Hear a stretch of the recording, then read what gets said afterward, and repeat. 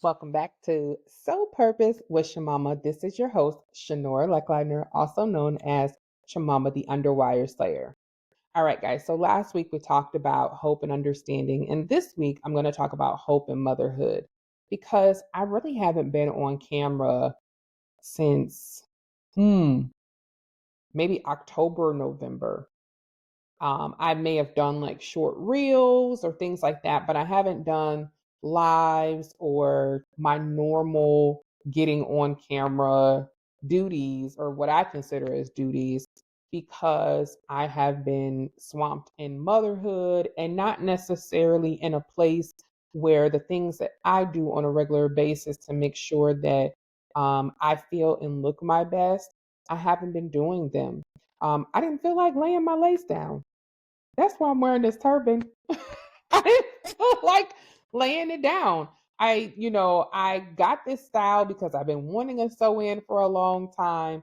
But the fact of the matter is, when you want something, it takes work. I love to do the crochet style, and maybe by the time this debuts on YouTube or whatever, I'll be in crochet again, or maybe I'll be in twist because obviously sew-ins and weaves, that's not my thing for a long period of time, and that's okay. I love being black. I love that I can do things differently, but one thing I notice about myself is that the more it takes for me to get ready, the less I want to get ready as a mom.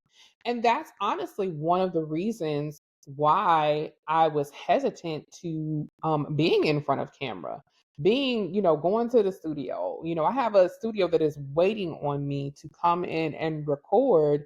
And I copped out. I got the outfits and everything, guys, and I copped out because I just wasn't comfortable in how I was feeling and how I was looking. And I just know that there are other women out there who feel the same. So why would I not show up in the most authentic way and say, girl, I feel you. It's never going to be perfect. I'm a mom of 3 kids.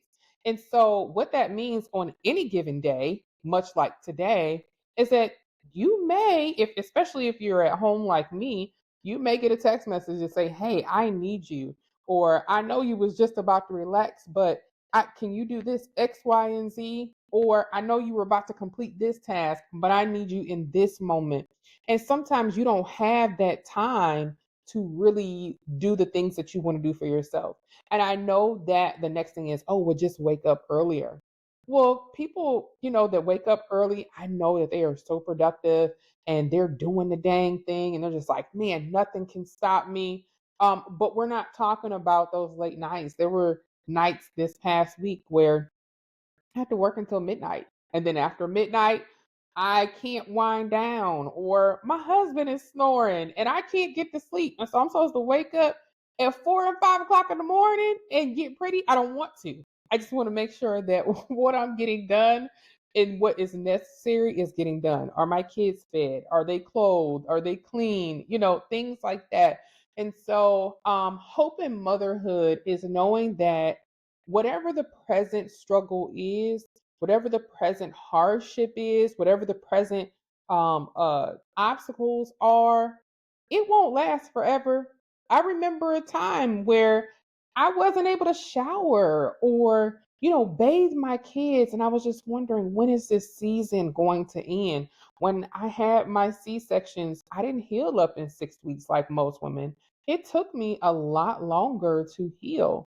And because of that, by the time I had my third baby, I definitely had postpartum depression because I just knew that I was going to be able to push my son out, and we tried everything and it did not work. Now, am I grateful that I did not push out a 10-pound, 12-ounce baby? Yes, I am. But in the moment, in the way that I was feeling, it was, I just want to feel like a real woman by pushing, my babies out. And that's just, it didn't work out that way. And so I had to heal through that. And there's no real, well, when this season is over, it'll be better. There's no, it doesn't work out like that. It's about your perspective because I may have been stressed out about the dirty diaper bin and, healing and things like that back then, or kids, making messes and being, and I'm looking at some of the mess right now that they make as they're older. We still have to tell them, hey, don't forget to clean up after yourself. And it's not always, even some adults, we don't always get it right. But it's just like there's never going to be a point where you arrive where it's just all perfect. No, it's about your perspective. Last night, we watched the Super Bowl. We did not go to bed early, but we were all on the couch as a family enjoying the Eagles winning. And that was a win for me in motherhood because I'm watching this with my babies and I'm so excited about the Eagles winning because I remember my dad rooting for the Eagles. He had a cleaners called Eagles Cleaners because that's how much he really rooted for the Eagles. So it was a win for me and a full circle moment from my childhood, but then also being there with my babies and my husband. It was like, man, thank you, God, that we get to experience this moment. And so for mothers who feel like it's just too much, I want to encourage you to have hope in the moment that you are in. You may not have all the money, you may not have all the resources, you may not have all the knowledge, you may not have anything that you think that you should have in this moment, but have hope that you are present. Have hope that your babies trust you with everything. They trust you to keep nagging you. They trust you to give you their most raw emotions, even if you may not understand them. I have teenagers now, and hormones and puberty and all that stuff has overtaken our home. And so, yeah, we're a family of faith. And of course, I try to be understanding, but I also try to explain to my girls that just because these things are going on in your body doesn't mean that everybody else has to pay for them, right? And so, hope in motherhood is being able to have those conversations, being able to be the safe person for my kids to come to when there's some things that they're wrestling with in their hearts and their minds that they don't understand, or things that happen at school when they feel the some microaggressions or prejudice, and having to talk that thing out and how to get through society even when you have to deal with not everybody likes you or your culture. That's okay. Some people won't even like you because of your faith. Have hope, mothers, that how you live and how you show up, even when it's not perfect, even when you don't feel like laying your lace down or putting your lashes on, that your kids are watching. And it's okay to not be perfect. Just show up. And if you need to gripe and complain to another mom, get you a griping partner, okay? I know people say, oh, don't complain about motherhood. That is unrealistic, okay? That is unrealistic. You can pray and want the best over your children and still need a safe place to say, hey, this is hard. This is hard. I don't remember treating my mom this way. And some of us, we really need to get some memories back. There are some ways that I do remember, and the way that I talk to my mom that I do see in my daughters. But really, in this family, it's George. These kids are my husband. And so watching him navigate, parenting kids who are just like him, it is the most entertaining and beautiful thing I have ever witnessed. I laugh a lot, a lot. And I try not to laugh in front of the kids because, there's times when he's disciplining them and he's disciplining them for acting just like he did. And it's just amazing to watch. But I just want to let you know, I don't know how I'm going to show up. There'll be times, when I look differently, or maybe I do feel like putting on my lashes. But this is going to be a space where we can be authentically us. And I'll tell you why that's important.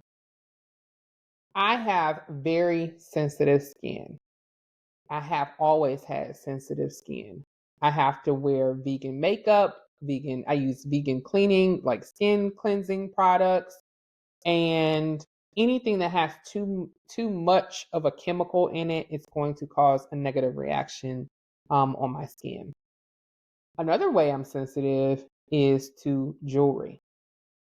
So I don't know if it's the medications that I'm taking now or what, but what I've noticed is that anything that, even if it's dipped in 14 karat gold or 10 karat gold, once that gold wears off, I can't handle it. I also can't wear sterling silver. It does not work for me. It makes me itch. And so I have a couple of earrings. I usually wear studs that I love, that I've been wearing, on a consistent basis. And the gold has worn off. Now I may be able to put clear polish on it later or something like that if I really want to keep them. But it just reminds me how important authenticity really is. Because you can fake being something as long as you want to. But once that layer comes off, what do you have to show for it? Is it real or is it going to make somebody itch? Just saying. And I'd rather not wear earrings in this moment until I can find something that is authentic that I can wear and it won't impact my skin in a negative way. And I strive to be that for you. And I realized that, me going away or, disappearing for some time off of, like, I may post, but not showing up like my face. That's typically because the amount of stress that I have experienced, I never wanted people to feel that. I wanted to get through I really wanted everything to be over with and be completely healed and totally over the things that we are struggling with. But that's not realistic. The goal is to be authentic and obey in and out of season. And I never want to show up in a way where there's another woman out there who says, I can't be who I am in this moment because I feel like I'm not worthy enough or that my life is too hard to show up. But in order for me to do that, I have to be the example. So thank you for taking this journey with me. Mothers, have hope. I'm pretty sure you're doing a great job. And if you know that there are areas where you can improve, do it, girl. Do it for you and do it for them babies. Have a good week, guys. I love you and I mean it.